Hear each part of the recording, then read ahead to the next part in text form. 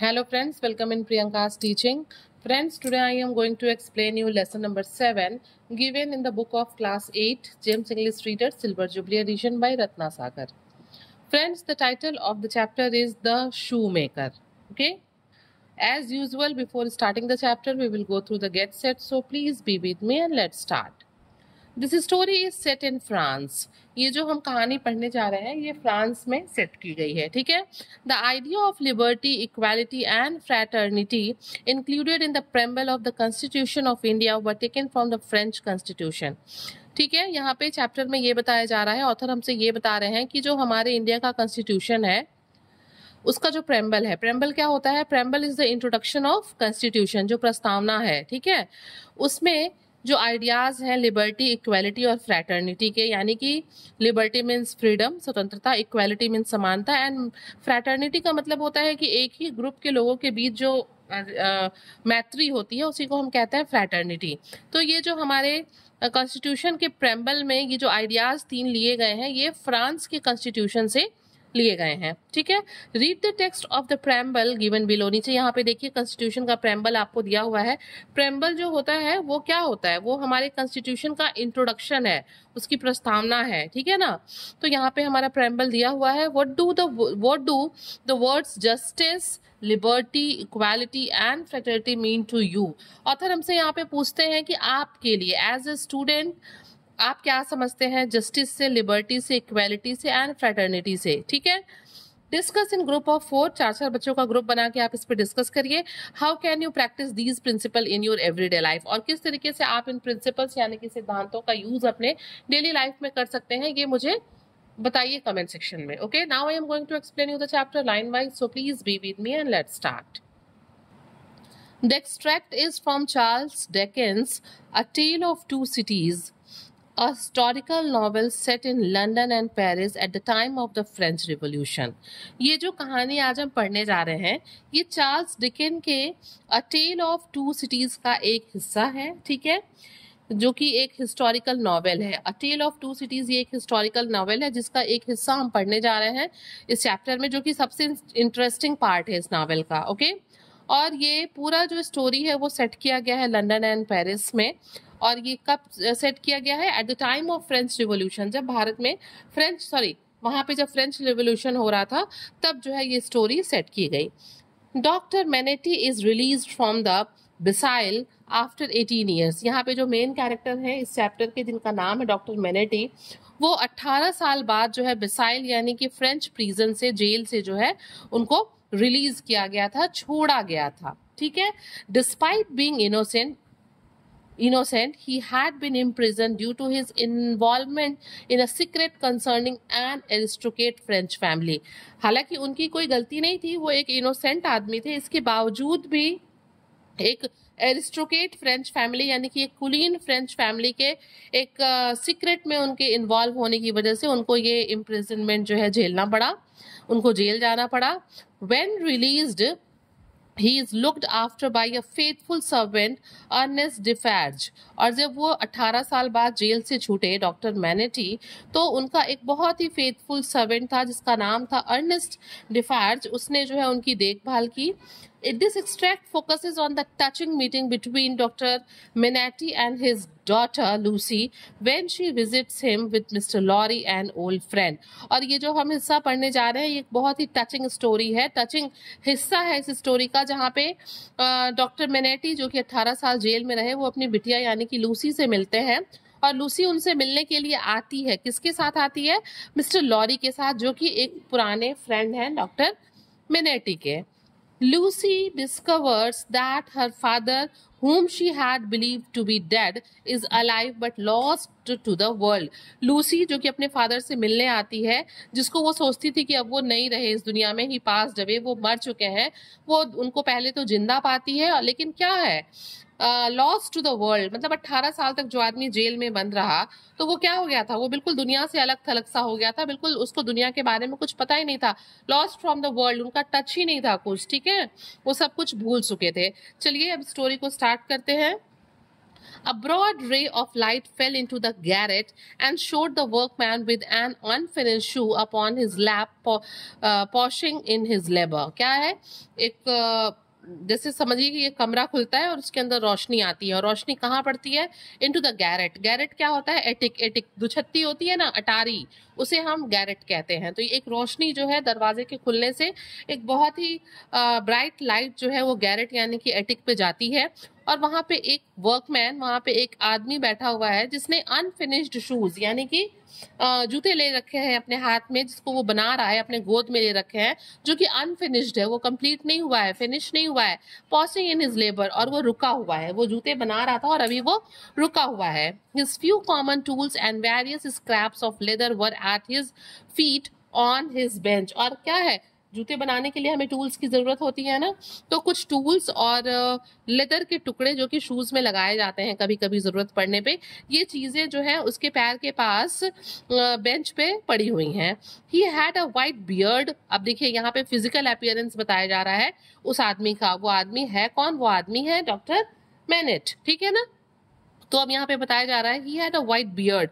उनकी सफेद रंग की दाढ़ी है. रैगेडली कट, जो कि किस तरीके की है? बिल्कुल अजीब तरीके से, बेढंगी तरीके से कटी हुई है, बट नॉट वेरी लॉन्ग, बहुत लंबी नहीं है. A hollow face and exceedingly bright eyes. उनका चेहरा बिल्कुल क्या हो गया है? दुबला पतला हो गया है, हॉलो खोखला टाइप का दिख रहा है, जो कि खोखला चेहरा है. एंड एक्सीडिंगली ब्राइट आइड, और बहुत ही ज्यादा उनकी आंख जो है वो चमकीली लग रही हैं. The hollowness and thinness of his face would have caused them to look large. मतलब चेहरा जब पतला होता है या खोखला होता है तो क्या होता है? हमारी आंखें बड़ी उभरी हुई, बड़ी बड़ी सी लगती हैं. तो ऑथर यहाँ पे उस चीज को डिस्क्राइब करते हुए कहते हैं कि the hollowness and thinness of his face would have caused them to look large under his yet dark eyebrows and his confused white hair. वो कहते हैं कि मतलब चूंकि उनका चेहरा बहुत ही हॉलो, खोखला है, पतला है, और इसी वजह से उनके आईब्राउज के नीचे उनकी आंखें जो हैं वो बड़ी ही एक्सीडिंगली ब्राइट लग रही हैं. क्यों? क्योंकि चेहरा दुबला पतला है. ओके. और फिर वो आगे बताते हैं हिज कंफ्यूज्ड व्हाइट हेयर. उसके बाल जो है वो कंफ्यूज का मतलब यहाँ पे उलझे हुए हैं, टैंगल्ड हेयर्स हैं. Though they had been really otherwise but they were naturally large and looked unnaturally so. मतलब यहाँ पे बड़ा ही एम्बिग्यूअस स्टेटमेंट है कि वो बाल लंबे हैं, वो नेचुरली लंबे हैं और देखने में अननेचुरल लग रहे हैं. मीन्स यहाँ पे ऑथर जो है उनको थोड़ा बड़ा ही अनएम्बिग्यूअस वे में जो है एक्सप्लेन कर रहा है. His yellow rags of shirt lay open at the throat. उसने पीले रंग की शर्ट पहन रखी है जो कि फटे हुए शर्ट हैं, रैक्स हैं, चीथड़े हुए हैं उसके. ले ओपन एट द थ्रॉट, और गर्दन पे जो है उसके शर्ट की बटन खुली हुई है. ठीक है. And showed his body to be withered and worn, और उसके शर्ट के खुले रहने की वजह से उस जगह से उसका बॉडी दिख रहा है जो कि बड़ा ही कैसा है? मुरझाया हुआ, घिसा हुआ, दुबला पतला उसका शरीर है. He and his old canvas frock and his loose stockings and all his poor tatters of clothes had in a long seclusion from direct light and air. मतलब उसने जो कपड़े पहन रखे हैं, चाहे वो उसका ओल्ड कैनवास फ्रॉक है या उसके लंबे लूज मोजे हैं या फिर उसके पुराने पुअर टैटर्ड क्लोथ्स, पुराने फटे हुए कपड़े हैं, had in a long solution from direct light and air. उनको देख के ऐसा लग रहा है कि बहुत लंबे समय तक ना ही वो डायरेक्ट लाइट के कांटेक्ट में गए हैं, ना ही एयर के. faded down to such a dull uniformity of parchment yellow, और वो किस तरीके से वो बिल्कुल फेड हो गए हैं और डल हो गए हैं और येलोइश डल हो गए हैं. That it would have been hard to say which was which. और उनको देख के ये कहना मुश्किल है कि कौन सा कपड़ा क्या है. मीन्स कि ये उनका पूरा फिजिकल अपीयरेंस था कि किस तरीके से वो दुबले पतले हॉलो हैं. क्यों? दुबला पतला होने की वजह से उनकी आंखें बिल्कुल ब्राइट बड़ी बड़ी दिख रही हैं. किस तरीके उन्होंने फटे पुराने कपड़े पहन रखे हैं, उन कपड़ों के अंदर से कैसे उनकी बॉडी पतली दुबली मुरझाई हुई घिसी सी दिख रही है, और कैसे धूप और एयर में, लाइट एंड एयर में ना जाने की वजह से उनके कपड़े फेड हो गए हैं, जिसकी वजह से ये पहचान पाना मुश्किल है कि कौन सा कपड़ा कौन सा है. He had put up a hand between his eyes and the light. क्या होता है? अचानक से हमारे चेहरे पे अगर हम अंधेरे में रोशनी आती है तो हम भी क्या करते हैं? हम भी आने वाली रोशनी को अपने हाथ से रोकते हैं ना. तो ठीक वैसे ही यहाँ पे जो डॉक्टर मैनिट हैं वो क्या करते हैं, जैसे ही अंदर एक ब्राइट लाइट आती है, एक लाइट उनके ऊपर आती है, वो अपने हाथ को ही had put up a hand between his eyes and the light. वो भी अपने हाथ को अपने आंख और लाइट के बीच में ऐसे रखते हैं. And that the very bone of it seemed transparent. और फिर हाथ पे रोशनी पड़ने की वजह से, जैसे नहीं एक्सरे में दिखाई देता है, ठीक वैसे ही दिखता है कि वो मतलब कितने दुबले पतले, उनकी हड्डियां हड्डियां तक दिखती हैं हाथ की.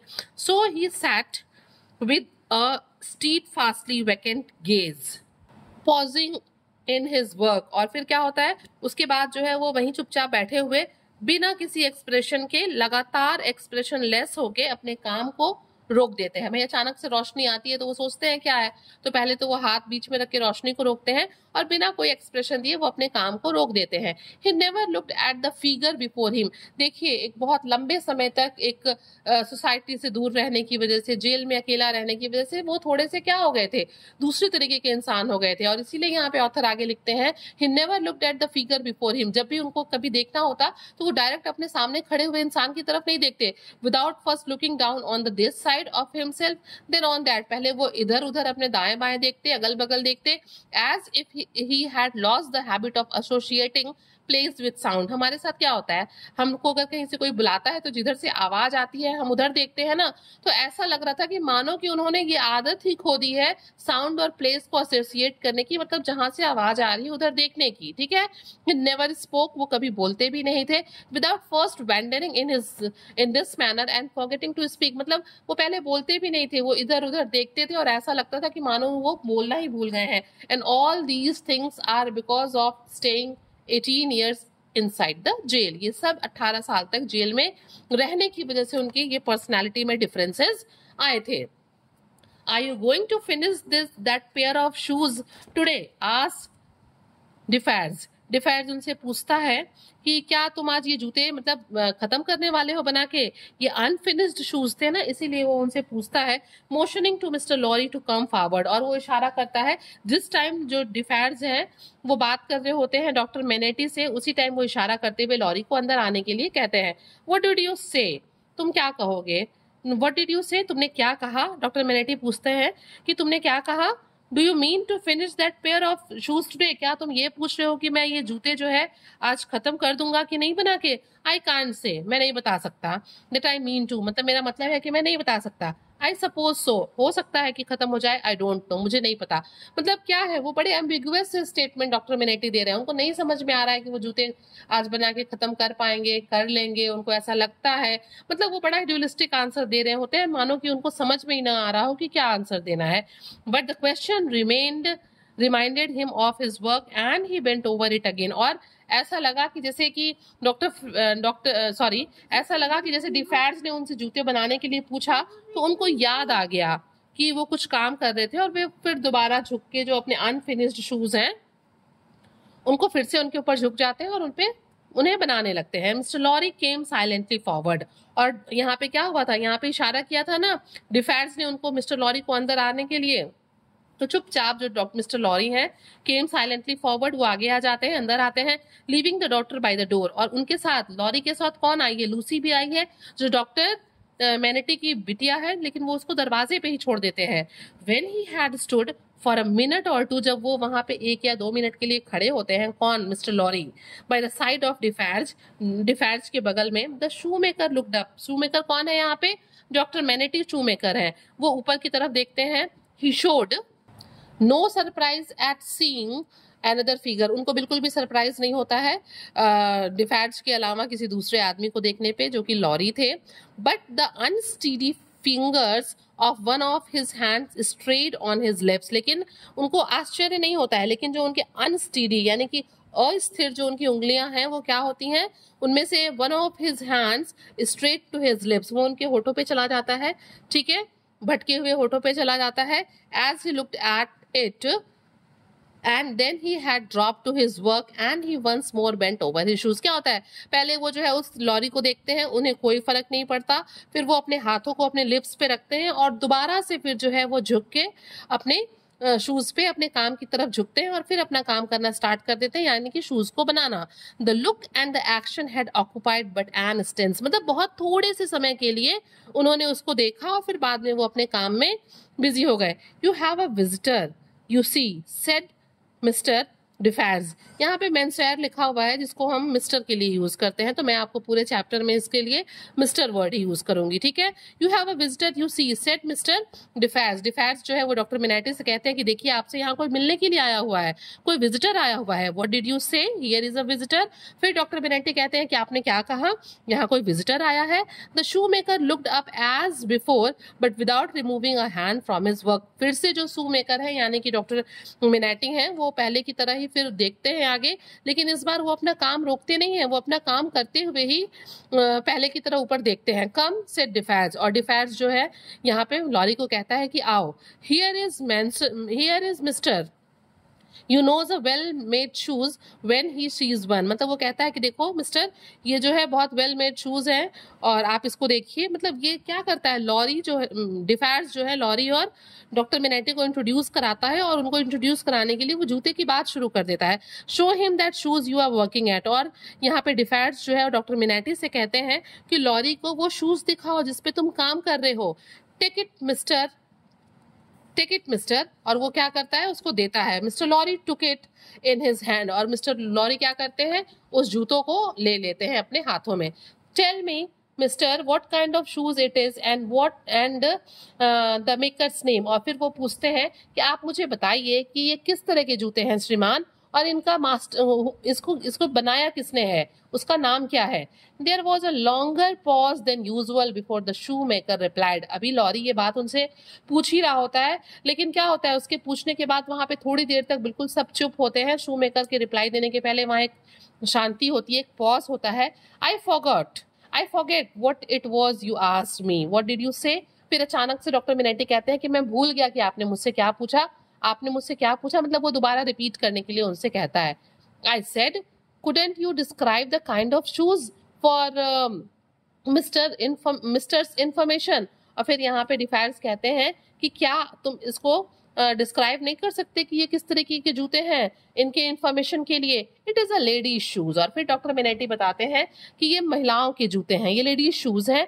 It is a young ladies walking shoes, ये यंग लेडीज के टहलने वाले जूते हैं। It is in the present mode. यहाँ पे देखिए एक बड़ा अच्छा सा वर्ड दिया, प्रेजेंट मोड, यानी कि ये फैशन में है, ये करंट फैशन में है आजकल। I never saw the mode, मैंने कभी जो है फैशन के बारे में सोचा ही नहीं कि क्या कौन। यहाँ पे डॉक्टर मिनेटी ये सारी बातें बता रहे हैं जो शू मेकर है, कि मैंने कभी भी जूतों के बारे में नहीं सोचा, फैशन के बारे में नहीं सोचा। I have had a pattern in my hand, मेरे हाथों में खुद जो है एक टैलेंट है, खुद एक कला है, खुद एक पैटर्न होता है, मैं नए नए पैटर्न के शूज बनाता हूँ। He glance at the shoes with some little passing touch of pride. और मतलब वो जो है जो डॉक्टर मिनेटी है, शू मेकर है, वो थोड़े से टाइम के लिए एक झलक शूज को देखते हैं थोड़े प्राइड के साथ, ठीक है। And the maker's name said Defarge. और फिर डिफेज पूछता है कि भाई तुमने ये तो बता दिए, डिस्क्राइब कर दिए कि ये किस तरह के शूज हैं, बट तुमने इसके मेकर्स के नाम नहीं बताया कि इसको बनाया किसने है। Now that the shoemaker had no work to hold, he laid the knuckles of the right hand in the hollow of the left and the knuckles of the left hand in the hollow of the right, and then passed a hand across his beard chin and so on in irregular changes without a momentous intermission। देखिए अब यहाँ पे बड़ा समझने वाला बात है, यहाँ पे उसकी एक फिजिकल एक्टिविटी को डिस्क्राइब करते हुए जब डिफेंस पूछता है कि और इसके मेकर का क्या नाम है, तो वो क्या करते हैं, अपने एक हाथ के मतलब नकल ऑफ राइट हैंड को वो क्या करते हैं, hollow of the left hand ऐसे कर लेना, ठीक है। नकल्स को अपने हॉलो में, जो लेफ्ट हैंड के फिंगर्स हैं, नकल्स हैं, उसको राइट हैंड के हॉलोज में, और राइट हैंड के नकल्स को लेफ्ट हैंड के हॉलोज में ऐसे क्रॉस कर लेना, समझिए ऐसे क्रॉस कर लेते हैं। फिर उसको अपने चिन पे, बियर्ड चिन के नीचे ऐसे रख लेते हैं, और उसमें बिना रुके वो रेगुलर चेंजेस करते रहते हैं। मीन्स कभी कभी होता है ना, जब हम घबराए हुए होते हैं, हमें कुछ समझ नहीं आता, तो हम कुछ फिजिकल एक्टिविटीज करते हैं जो अपने आप हो रही होती हैं बिना रुके। तो ठीक वैसे ही जो यहाँ शू मेकर है, डॉक्टर मिनेटी है, वो बिना रुके अपनी उंगलियों को एक दूसरे में फंसा के बिना रुके जो है उनको अपने चिन पे रखते रहते हैं। The task of recalling him from the vacancy into which he always sank when he had spoken was like recalling some very weak person from a swoon and endeavoring in the hope of some disclosure to stay the spirit of fast dying man, मतलब यहाँ पे उनको उसका नाम याद दिलाना बहुत मुश्किल था, शूमेकर का नेम। और यहाँ पे इस चीज को डिस्क्राइब करते हुए ऑथर कहते हैं कि the task of recalling him, यानी कि शूमेकर को मिस्टर डॉक्टर मिनेटी को ये याद दिलाना, उनके खालीपन में वो हमेशा डूबे रहते थे, तो उनको ये चीज याद दिलाना बड़ा ही मुश्किल था। उनको ये याद दिलाना बिल्कुल एक कमजोर आदमी को चीजें याद दिलाने की जैसा था, जो कि एकदम बेहोश हो रहा हो, जो कि मतलब it was very difficult to remind him that who is the maker of the shoes. Overall यहाँ पे ऑथर ये कहना चाहते हैं, did you ask me for my name, और फिर वो पूछता है कि क्या आप मुझसे मेरा नाम पूछ रहे हैं? भाई उसने ही तो जूते बनाए थे ना, डॉक्टर मिनेटी ने ही शूज बनाए थे, तो उसे अपने ही नाम बताने थे, बट उसको याद ही नहीं आ रहा था। फिर वो कहता है, did you ask me for my name, क्या आप मुझसे मेरे नाम पूछ रहे हैं? अश्योर्डली आई डिड, तो उधर से आता है कि हाँ बिल्कुल मैं आप पूछ रहा हूँ। 105 नॉर्थ स्टार, और यहाँ पे जो शू मेकर यानी कि डॉक्टर मिनेटी हैं, वो अपना नाम बताते हैं कि मेरा नाम है 105 नॉर्थ स्टार। फ्रेंड्स, मैं आपको बता दूं, जब कोई जेल में बंद रहता है ना, तो उसको उसके नाम से नहीं बुलाया जाता, जबकि बल्कि उसे एक नंबर प्रोवाइड किया जाता है और उसी कैदी नंबर के नाम से जो है उसे बुलाया जाता है। तो 18 ईयर्स तक जेल में रहने की वजह से यहाँ पे जो डॉक्टर मिनेटी हैं, वो अपना नाम भूल ही गए थे, बल्कि उनको अपना नंबर याद था, और वो वही नंबर यहाँ पे बताते हैं डिफायर्स को और लॉरी को। ठीक है, इज दैट ऑल? और उसके बाद बड़ा सरप्राइज होके डिफायर्स और लॉरी पूछते हैं कि क्या 105 ये है आपका नाम? 105 North Star. With a weary sound that was not a sigh nor a groan, he bent to work again until the silence was again broken. मतलब वो बिना आश्चर्य के, बिना किसी दुख के, बिना किसी कराह के, बिना किसी ठंडी सांस के, वो एक उदासी भरी आवाज में कहता है कि मेरा नाम 105 है, और दोबारा से वो झुक के जो है अपना काम करने लगता है, जब तक कि साइलेंस वॉज अगेन ब्रोकन, जब तक कि दोबारा फिर लॉरी या डिफायर्स उससे कुछ पूछते नहीं है। ठीक है, you are not a shoemaker by trade, said Mr. Lorry, looking steadfastly at him. बिल्कुल लगातार उसकी तरफ देखते हुए मिस्टर लॉरी कहते हैं कि आप ट्रेड से शू मेकर नहीं है, आपका काम शू मेकर नहीं है, आप शू नहीं बनाते हैं। His haggard eyes turned to Defarge as if he would have transferred the question to him.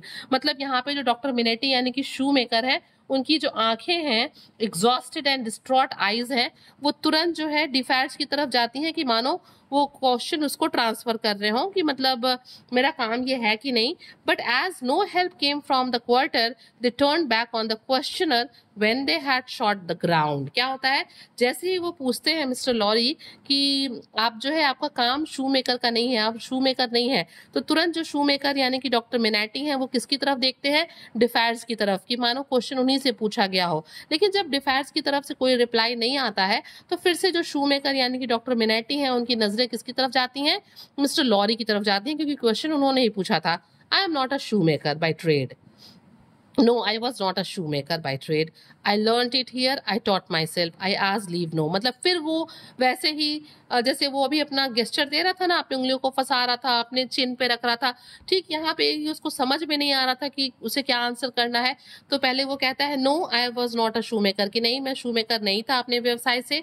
I learn it, मैंने इसे सीखा है। आई टॉट माई सेल्फ, मैंने खुद को सिखाया है। आई आस्क लीव नो, और फिर आई आस्क लीव नो कह के वो थोड़ी देर के लिए शांत हो जाता है। He lapsed away even for a minute, मतलब थोड़ी देर के लिए वो चुप हो जाता है, हकलाता है। Wringing those measured changes of his hands the whole time, और उस टाइम जो है उसके हाथों में जो एक्टिविटीज हो रही थी, वो कंटिन्यूअस बिना रुके जो है वो अपने चेंजेस, अपने मूवमेंट को करता रहता है। His eyes came slowly back at last to the face from which they had wandered, और अंत में फिर उसकी नजरें जो है वहीं आके रुक जाती हैं जहां से वो इधर उधर घूम रही थी। When they rested on it, और जब उसकी नजरें वहां रुकती हैं, he started and resumed, फिर से वो अपना काम शुरू कर देता है। In the manner of a sleeper that moment awake, reverting to subject of last night. मतलब क्या होता है यहाँ पे रिवर्टिंग का मतलब होता है रिटर्निंग। ऐसा होता है ना कि हम लास्ट नाइट पे जहाँ पे रुके थे फिर वहीं से अपना काम शुरू करते हैं। तो पहले वो जो है लॉरी की तरफ देखता है, इधर उधर देखता है, फिर दोबारा उसकी नजरें उसके जूते पे आगे रुकती हैं और अपने काम को वो वहीं से करना शुरू कर देता है। जैसे रात में हम कोई काम छोड़ के फिर सुबह वहां से शुरू करते हैं ना, तो ठीक वो अपने काम को वहीं से शुरू कर देता है। I ask leave to teach myself, and I got it with much difficulty after a long while and I have made shoes since ever since। और वो कहता है कि मैंने खुद को जो है ये चीज़ें सिखाई हैं, मैंने अपने आप को जूते बनाना सिखाया है, and I got it with much difficulty after a long while, और बहुत लंबे समय तक बहुत कोशिश करने के बाद, डिफिकल्टीज के बाद मैं इसे सीख पाया, and I have made shoes ever since, और तब से मैं जो हूँ जूते बना रहा हूँ। As he held out his hand for the shoe that he had been taken from him, mister, ठीक है, और फिर वो अपने हाथ को ऐसे बढ़ाता है और अपने जूते को लेता है। किससे? जूते मिस्टर लॉरी के हाथ में थे ना। और तभी मिस्टर लॉरी सेड, कहते हैं, still looking steadfastly in his face, अभी भी लगातार मिस्टर लॉरी जो है वो शूमेकर की तरफ लगातार देख रहे होते हैं।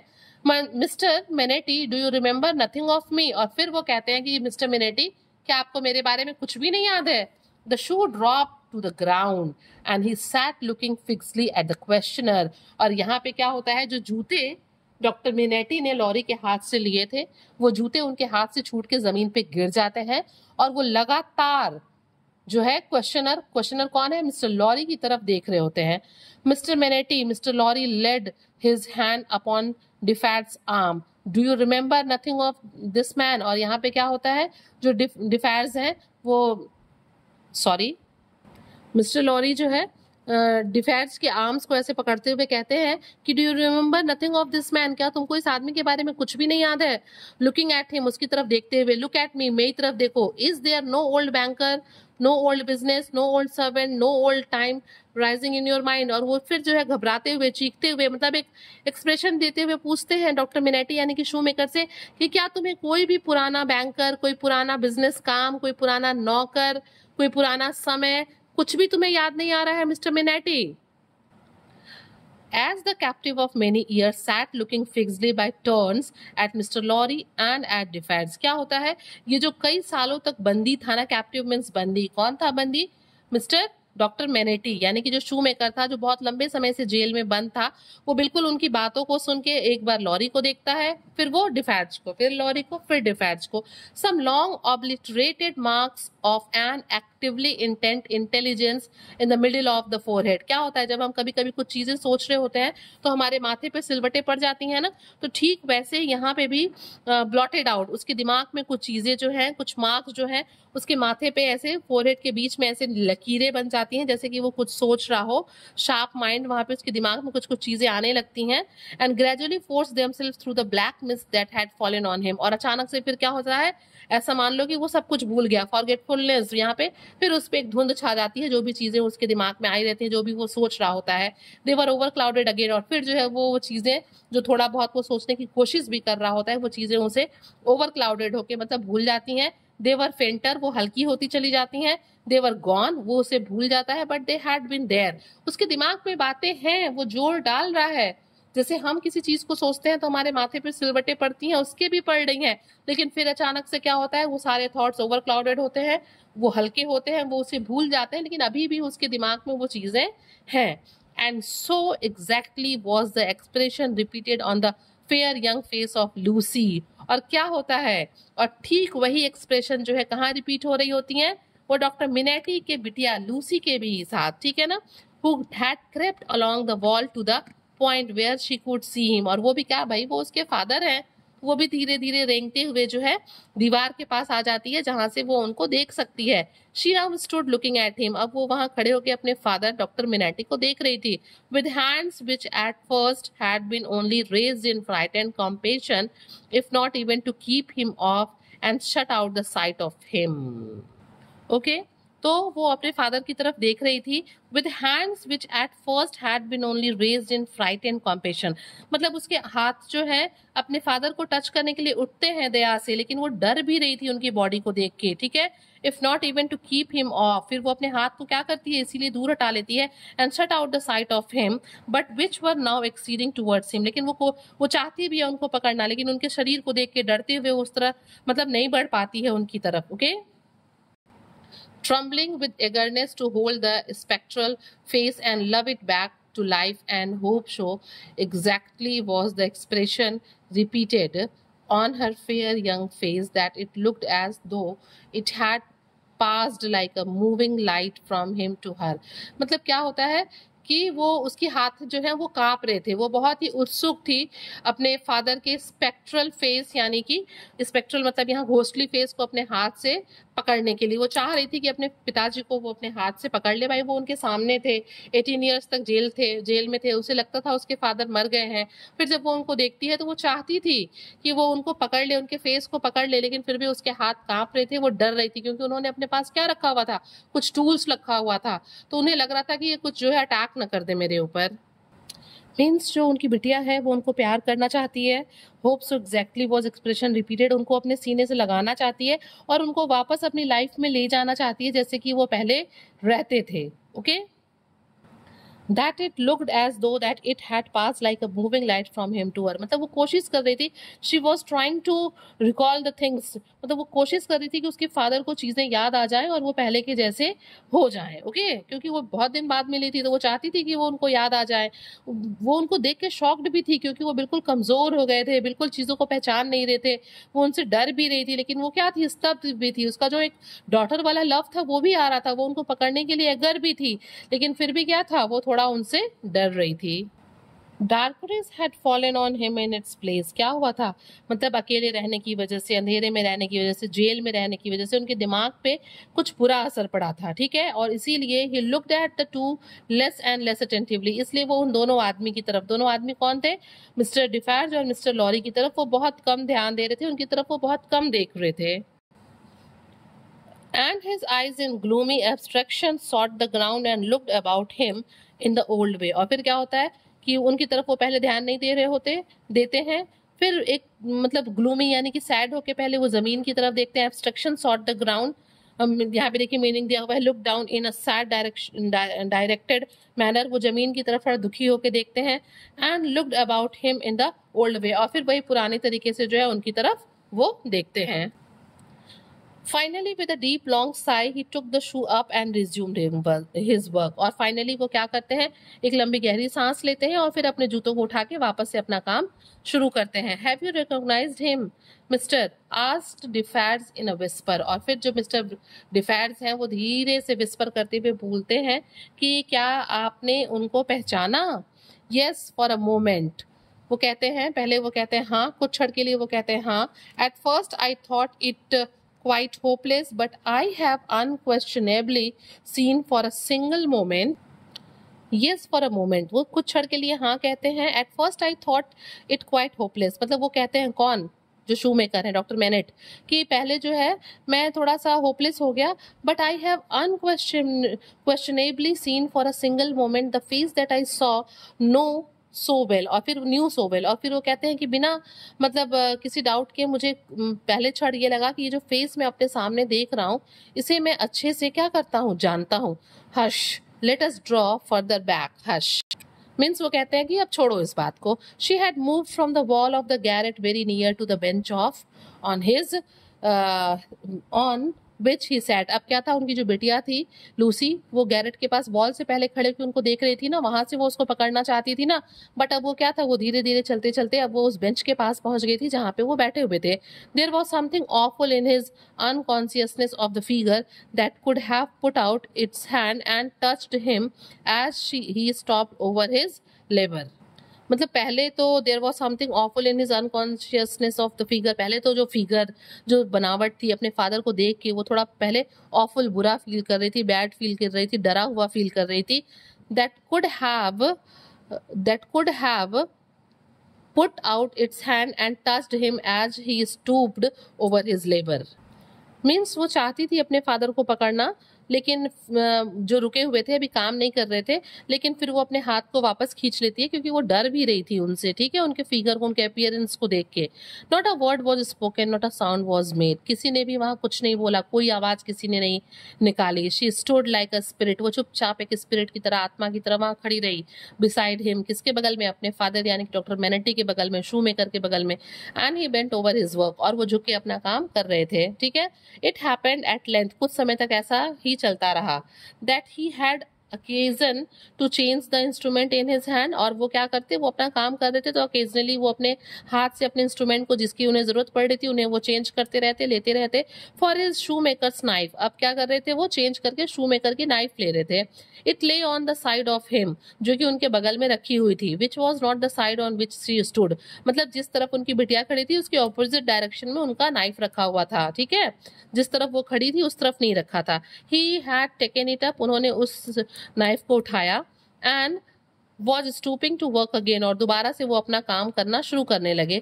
When his eyes caught the skirt of her dress, और जब वो दोबारा से अपना काम करना शुरू कर रहे थे तभी जो उनकी नजरें थी उस स्कर्ट पे पड़ी जो कि उनकी बिटिया यानी कि लूसी ने पहन रखी थी। He raised his eyes, उन्होंने अपनी नजरें उठाई, and saw her face, और उसके चेहरे को देखा। The two spectators started forward. The two spectators started forward, but she stayed them with a motion of her hand. क्या होता है, जैसे ही जो डॉक्टर मिनेटी यानी कि शू मेकर है जो कि लूसी के फादर है, वो लूसी की फेस की तरफ देखते हैं, वैसे ही जो दो स्पेक्टेटर्स कौन है, एक तो लॉरी है और दूसरा डिफायर्स है, ये दोनों ही आगे बढ़ते हैं, स्टार्टेड फॉरवर्ड, वो आगे आते हैं, लेकिन क्या करती है जो लूसी है, शी है, वो उनको वहीं पे रोक देती है। She had no fear of his striking at her with the knife, उसको इस बात का बिल्कुल डर नहीं होता है कि जो शू मेकर यानी कि डॉक्टर मिनेटी हैं वो चाकू से उसे मार देंगे। दो दे हैड, जो कि उनके पास थे। He started at her with a fearful look. Okay, तो she had no fear of his striking at her with a knife, though they had, मतलब अब उन्हें इस बात का, लूसी को डर नहीं था कि उसके फादर जो है उसके जो नाइफ उन्होंने ले रखा है उससे वो उसके ऊपर कोई हमला कर देंगे, कोई स्ट्राइक कर देंगे, कोई वार कर देंगे, क्योंकि उनकी जो मेंटल कंडीशन थी वो ठीक नहीं थी ना। तो लेकिन जबकि जो लॉरी हैं और डिफायर्स, उनको इस बात का डर था। They had, he started at her with a fearful look, and after a while, जो उसके फादर ही यहाँ पे यूज किया गया द शू मेकर डॉक्टर मिनेटी के लिए, वो जो है वो भी लूसी की तरफ देखते हैं, थोड़ा fearful, थोड़ा डरे हुए उसकी तरफ देखते हैं। and after a while, और थोड़ी देर बाद, his lips began to form some words, वो कुछ बोलना चाहते हैं, though no sound proceeded from them, लेकिन फिर भी उनके मुंह से कोई आवाज नहीं निकलती है। so friends, if you want to know that what happen ahead, कि आगे क्या हुआ, तो आप जो है आप इस नावल को पढ़ सकते हैं जिसका नाम है अ टेल ऑफ टू सिटीज। तो आपने देखा किस तरीके से बहुत लंबे समय में जेल में रहने की वजह से डॉक्टर मिनेटी जो है उनकी जो है मेंटल कंडीशन थोड़ी गड़बड़ हो जाती है, और उनकी बिटिया जो ये समझ रही होती है कि अब इस दुनिया में नहीं है, कैसे उनको पता चलता है। तो बेसिकली हमने इस जो एक्सट्रैक्ट पढ़ा, इसमें यही पढ़ा कि किस तरीके से जो लूसी है वो अपने फादर से मिलती है, और उनका अपीयरेंस क्या है, जेल में रहने की वजह से किस तरीके से वो अपना नाम भूल गए हैं, उन्हें अपना कैदी नंबर याद है, कैसे वो कोई भी किसी भी बात का क्वेश्चन का स्ट्रेट आंसर ना देके वो एम्बिगुअस स्टेटमेंट देते हैं। So friends, if you like the explanation, please do share to others, like the video, subscribe the channel, and thank you for watching.